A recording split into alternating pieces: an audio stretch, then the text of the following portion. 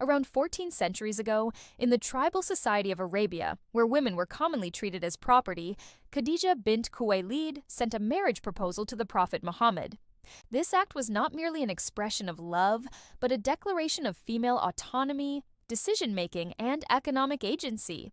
For if Islam had regarded women as submissive or merely veiled beings, the first marriage would not have been initiated by a woman who was herself a successful merchant and who proposed marriage. This historical episode refutes the notion that a woman must depend on her father, brother, or husband for permission. In 1825 in Kolu, Balochistan, the shepherd and poet Mas Taukali fell in love with a married Baloch woman named Samu. Their love did not become a cause of scandal or immorality, but was accepted by Samu, yes, husband, family, and tribe, and over time, their bond became a symbol of poetry and spirituality. Mast was later revered as Hazrat Mast Taukali and Samu remembered as an emblem of devotion and fidelity, showing that Baloch society once held generous, spiritual values and did not consider killing in the name of honor an inevitable rule. Yet over the following century and a half, tribal customs gradually used religion as a cover to criminalize women's freedom. The idea of honor, originally a code of tribal respect, was slowly set against religion. If a man chooses a bride by his own will, he is called brave and manly. But if a woman does the same, she is labeled shameless and rebellious. In 2014 in Lahore, 18-year-old Saba Maqsood was attacked by her father and brothers for marrying by choice. She survived, later forgave them, and they were released. Under Pakistani law, such crimes can be neutralized by forgiveness.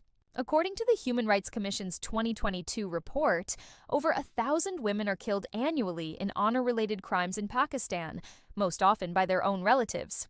In 2016, Kondil Balok was murdered by her brother for asserting her identity online. Although initially convicted, her killer was later freed after parental pardon, an incident that damaged Pakistan's global reputation and drew international media attention. In 2023 in Balochistan, women named Bano Satkzai and Kanza married by choice. A video of Bano holding the Quran surfaced in which she said, "Berasumna ijazat numai," meaning, "You have permission only to shoot me, not to decide for me." Shortly after, Bano was murdered while state institutions, courts, and religious leaders remained silent. Here, a woman lifting the Quran was not met with respect because she sought to live without a man's permission.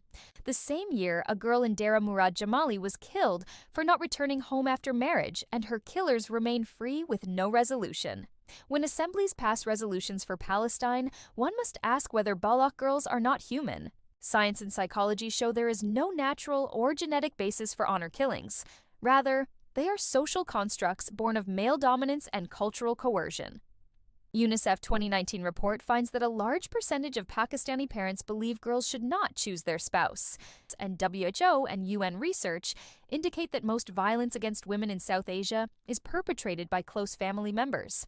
This problem is not limited to Balochistan, but appears nationwide in various forms. Karo-Kari in Sindh, so-called honor killings in Punjab, practices like Vani and Swara in Khyber Pakhtunkhwa, and deprivation of inheritance in Gilgit-Baltistan, each reflecting the same belief that a woman has no independent identity.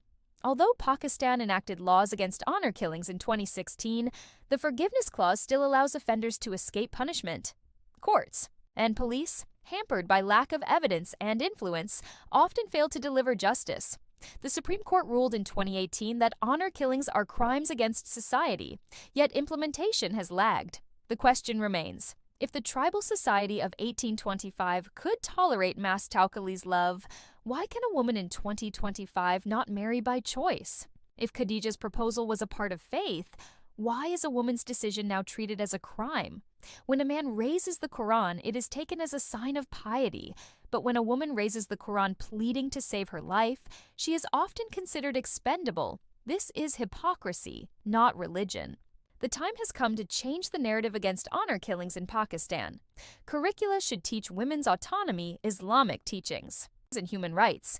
The legal loophole allowing pardons must be abolished, and such murders classified as crimes against the state.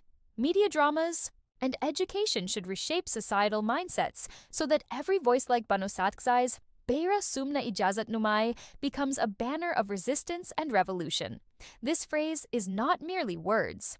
but a philosophy, a manifesto, a demand that women will no longer seek permission but will decide about their lives, bodies, and relationships. Though bullets may silence a woman, her voice will no longer be erased from history.